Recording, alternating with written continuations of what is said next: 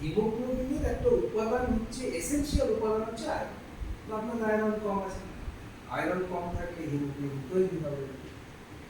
এবারে বেরিয়ে যাওয়া, যদি শরীর থেকে রক্ত বেরিয়ে যায় তাহলেও কিন্তু আপনার হিমোগ্লোবিন কমে যাবে,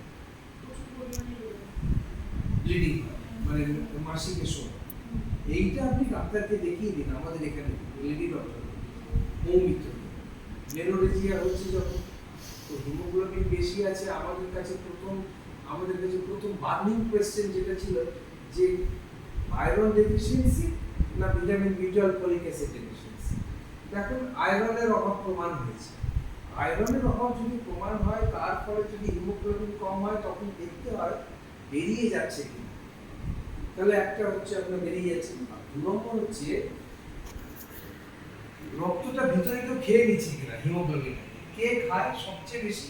কৃমিতে খায়। তো কৃমির ওষুধটা আপনি খেয়ে নিয়েছেন, আপনাকে দিতে বলেছিলাম, খেয়ে নিয়েছে, তো ও চুকে গেল, ও মরবেই ভিতরে।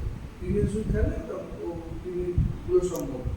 এখন তাহলে দুটো প্রশ্ন রইল, একটা হচ্ছে হিমোগ্লোবিনটাকে চাকাতে হবে, ওই তো সৌগত আপনাকে একটা আয়রন দিয়ে দিচ্ছি, আর কিছু রক্ত ঢুকিয়ে দিতে হবে শরীরে যাতে করে হিমোগ্লোবিনটা একটু বেড়ে যায়।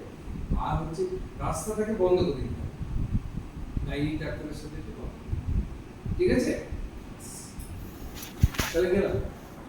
এমনি ভালো আছে, এমনি তো সুস্থ, আমি তো কাজ করতে করতে রক্ত একটা মতন পেয়েছেন বোধহয় নাকি? হ্যাঁ, আর এক বোতল রক্ত করলে দেখবেন চাঙ্গা হয়ে যাবে। কিন্তু প্রশ্নটা সেখানে হাঁটাচলা করলে তখন এই যে শ্বাসের যে কষ্টটা ওটা হবে না? না, ইউজুয়ালি যদি আপনার শরীর আপনার ব্লাডটাকে ধরে রাখতে পারে তাহলে হবে না, যদি আবার কমে যায় আবার হবে। আমি এই কারণে